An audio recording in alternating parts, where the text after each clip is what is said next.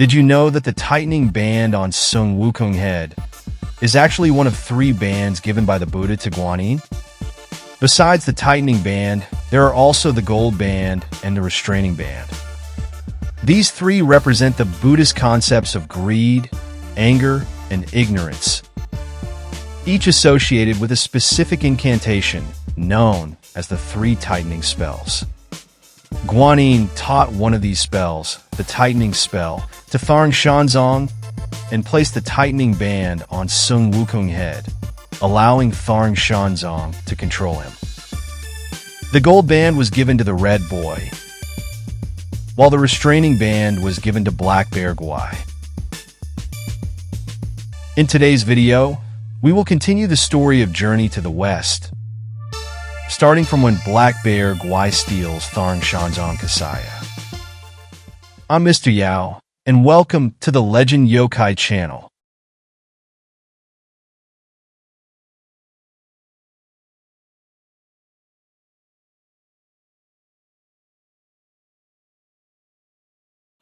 Sun Wukong and Tharng Shanzong passed by Guanyin Temple and asked the abbot, Elder Jinshur, if they could stay for the night.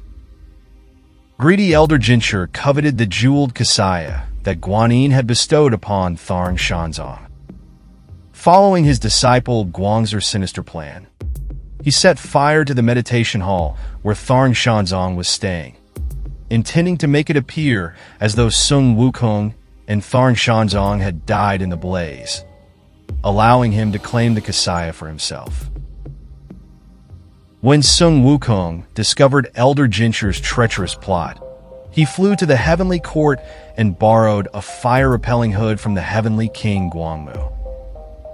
He then placed the hood over the meditation hall where Tharng Shanzong was sleeping.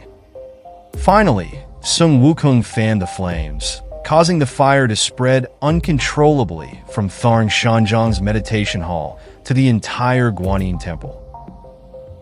20 miles from Guanyin Temple lies Black Wind Mountain, where a demon named Black Bear Guai resides in a cave called Black Wind Cave. From the mountain, one can view the entire Guanyin Temple, so when the temple caught fire, Black Bear Guai's underlings immediately informed him. Elder Jinshur had known Black Bear Guai since his youth, and the secret to his longevity, living to 270 years old, might have been taught to him by Black Bear Guai. Seeing the fire at Guanyin Temple, Black Bear Guai was immediately concerned for his friend Elder Jinshur's safety. He flew to the temple to help extinguish the flames.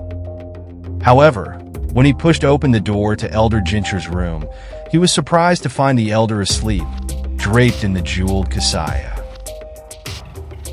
From the moment Sun Wukong and Tharng Shanzong set foot on Black Wind Mountain, Black Bear Guai had spotted Sun Wukong playing with the jeweled Kasaya. At that time, he already desired the Kasaya but refrained from taking action, as he was unsure of Sun Wukong's strength. However, when he saw the coveted Kasaya in Elder Jinshur's room, greed overcame him, and he abandoned his attempt to extinguish the fire, taking the opportunity to steal the Kasaya. Later, Guanyin Temple was completely destroyed by the flames. Elder Jinshur, devastated by the loss of the jeweled Kasaya, could not bear the despair and ended up taking his own life, ultimately perishing in the fire. Black Bear Guai enjoyed discussing Buddhist teachings, meditation, and alchemy. After obtaining the jeweled Kasaya, he invited his demon friends, White-Clad Noble and Ling Shijur, to share insights on alchemy. He planned to host a Buddha rogue gathering in honor of the Kasaya on the day before his birthday. While they were discussing the event, Sun Wukong, who was searching for the stolen Kasaya, discovered that Black Bear Guai was indeed the thief and immediately attacked with his Rui Jingu barn. The white-clad noble was killed on the spot, while Black Bear Guai and Ling Shijur transformed into the wind and escaped. Sun Wukong pursued them to Black Wind Cave, where he called for the cave doors to open and fought Black Bear Guai for over a dozen rounds, with neither gaining the upper hand. As noon approached, Black Bear Guai used the excuse of needing to eat lunch to retreat into the cave, closing the doors behind him. He then arranged a feast and wrote invitations to summon the demon kings from the nearby mountains to attend the Buddha robe gathering. Meanwhile, Sun Wukong returned to Guanyin Temple to report the situation to Tharn Shanzong. Unaware that Elder Jinshi had already taken his own life, Black Bear Guai wrote an invitation for him as well. When the messenger demon went to deliver the invitation at Guanyin Temple, he ran into Sun Wukong, who killed him with a single strike. After reading the invitation, Sun Wukong disguised himself as Elder Jinshi and headed straight for Blackwind Cave. When Black Bear Guai saw Jinshi arriving so quickly, he suspected that Sun Wukong might have sent Elder Jinshi to demand the return of the Kasaya. He instructed the smaller demons to hide the Kasaya and began talking with the disguised Jinshi. However, a patrolling demon discovered the body of the messenger demon and quickly informed Black Bear Guai that the Jinshi before him was actually Sun Wukong in disguise. Realizing the deception, Black Bear Guai grabbed a spear and attacked Sun Wukong, who pulled out his Rui Jingu barn from his ear and fought back. The two battled fiercely from the cave entrance to the mountaintop and then high up into the clouds. As evening approached, Black Bear Guai used the darkness as an excuse to call a truce and retreated back into the cave, where he locked himself inside, leaving Sun Wukong unable to break through the entrance. After failing twice to retrieve the jeweled Kasaya, Sun Wukong feared being scolded by Tharn Shanzong, so he went to the southern sea to seek help from Guanyin. The two of them returned to Black Wind Mountain, where they happened to encounter Ling Shijie carrying 2 elixirs on a glass tray, on his way to the Buddha robe gathering. Sun Wukong killed him with a single strike, ate one of the elixirs, and then asked Guanyin to transform into Ling Shijie, while he disguised himself as one of the elixirs on the tray. The disguised Ling Shijie presented the elixirs to Black Bear Guai, who, unaware of the trick, swallowed the Sun Wukong transformed elixir. Once inside Black Bear Guai's stomach, Sun Wukong began to cause havoc, making the demons suffer immense pain.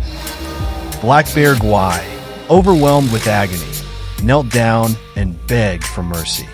Guanyin then revealed her true form and placed the restraining band on Black Bear Guai's head, persuading him to embrace the Buddhist path.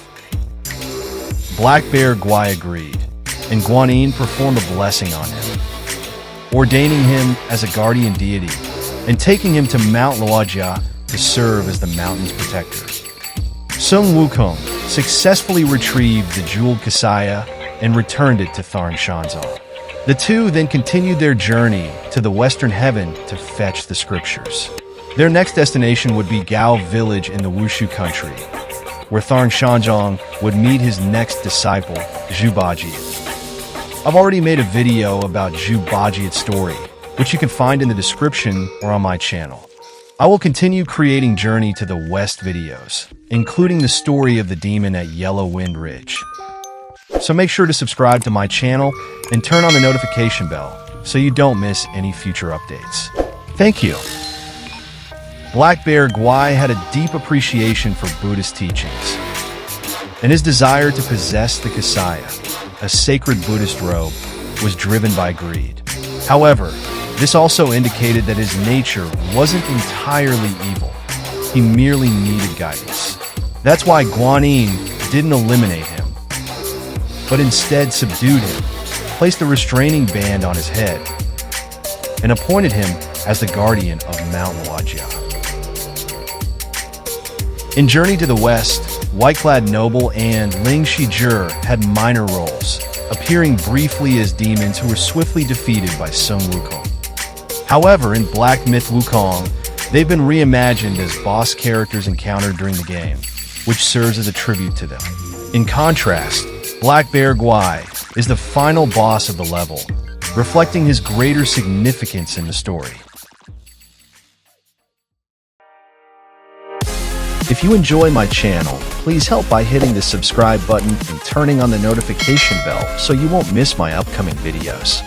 Thank you for watching until the end, and I'll see you next time.